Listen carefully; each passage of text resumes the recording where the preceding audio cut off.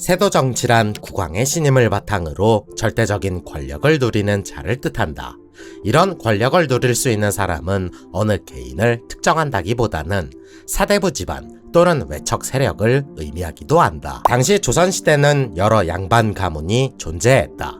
전주 이씨 가문은 말할 것도 없고 안동 김씨부터 풍양 조씨, 반남 박씨 등 수많은 가문이 득세했으며 민씨, 한씨, 윤씨 등 여러 가문들도 명맥을 이어오고 있었다. 그 중에서 세도 정치를 떠올리면 가장 먼저 생각나는 것이 바로 안동 김씨와 풍양 조씨일 것이다. 이들은 조선 후반기에 등장해 절대적인 권력을 누리며 국왕의 파워를 능가할 정도로 위세를 떨쳤던 가문들이다. 그리고 우리가 조선시대 붕당의 폐해를 배우며 얼마나 정치가 썩어 빠진 것인지 분개했다면 세도정치 시기부터는 나라가 썩은 게 아니라 망하기 직전이구나 하며 화를 낼 수 있을 정도다. 그렇다면 세도정치는 왜 생겨난 것이며 어떻게 조선을 병들게 했을까 하는 원초적인 질문이 떠오를 것이다.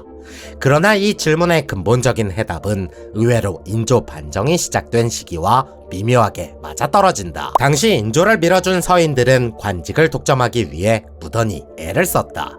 이때부터 가문의 위상에 따라 관리를 선발하고 이득이 될 만한 가문을 적극적으로 포섭하면서 자신들만의 세력을 확장시키기에 이르렀다. 여러 번의 권력 투쟁 끝에 기득권 세력이 개편되기도 했으나 근본적인 해결책은 아니었다. 수백 년의 기간 동안 수많은 가문과 붕당이 태어나고 사라지고 갈라지며 또 다른 기득권을 이루고 있었다. 물론 이들을 제어하고자 노력하지 않았던 것은 아니었다.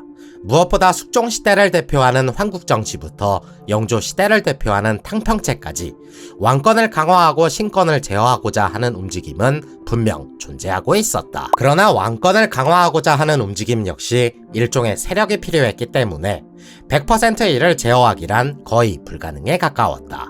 때문에 수백 년간 지속된 일련의 움직임들은 정조 때에 접어들며 본격적으로 터져나오기 시작했다. 권력을 잡은 세도가들은 쟁점과 관련해 정책적 비판을 통해 이를 해결하지 않았다. 그저 풍문으로 누가 그랬다더라 식의 카더라 정치로 전국을 이끌며 자신들의 권력에 방해가 되면 탄핵을 일삼았다. 더불어 조선 최고의 정치기구인 비변사를 장악한 것은 물론 의정부와 육조와 같은 곳에도 자기 사람을 앉히며 권력을 공고히 하기에 이르렀다. 이처럼 국가기관이 세도가들에 의해 좌지우지되는 막장 같은 상황이 계속 벌어졌던 것이다. 문제는 자신들이 권력에서 밀려난 상태일 때는 비변사 등 여러 기관을 폐지하자고 주장하면서 자신들이 권력을 잡을 때는 언제 그랬냐는 듯이 이 기관들을 통해 반대파를 숙청했다. 인조반정 이후부터 끊임없이 제기된 문제들은 정조 때에 접어들어도 바뀌지 않은 데다 정조가 사망하고 순조가 즉위해도 바뀌지 않았다. 오히려 어린 순조를 수렴 청정한다는 빌미로 권력을 마구 휘두르기 시작했다. 순조가 장성에 직접 정치 일선에 뛰어들며 상황이 조금씩 나아지는 듯했다. 하지만 1812년 벌어진 홍경래의 난 직후 순조가 건강상 문제로 일선에서 물러나자 상황은 더 악화되었다. 순조는 현 상황을 타개하기 위해 아들 효명세자의 대리 청정을 통해 이를 제어하고자 했으나 효명세자는 불운하게도 20살의 어린 나이에 유절했다. 그리고 엎친 데 덮친 격으로 상실감을 이겨내지 못한 순조 또한 얼마 안 가 사망하고 말았다. 그리하여 순조의 손자이자 효명세자의 아들이 8살의 어린 나이에 왕위에 올랐으니 이가 바로 헌종이었다. 순조가 즉위했을 때처럼 헌종은 대리 청정을 받아야만 했고 이 때문에 세도가들의 위세는 나날이 커져만 갔다. 망국의 길을 걷는 조선의 마지막이라 그런지 계속해서 악재가 터졌다. 왕위에 오른 헌종 역시 얼마 지나지 않아 후사 없이 일찍 요절해버린 것이었다.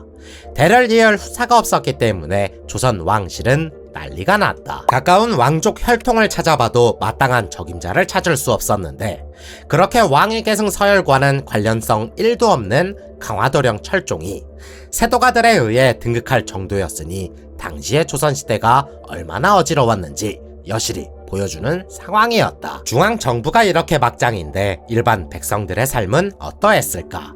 지방 행정 시스템이 마비된 것은 둘째치고 지방 고을의 관료들은 무자비하다 싶을 정도로 농민들을 수탈하고 착취했다. 이로 인해 19세기에 접어들면서 대대적인 농민 봉기가 일었다. 중앙정부는 백성들의 불만을 잠재우지 못했고 열강의 침략을 고스란히 받아내야만 했으며 삼정의 문란을 효과적으로 해결하지도 못했다. 이처럼 세도정치 시기 세도가들의 막장 독주 행보는 권력과는 아무런 관계가 없었던 흥선대원군이 등장하며 이들을 견제하기 전까지 그칠 줄을 몰랐고 오히려 이들의 횡포는 더욱 심해져만 갔다.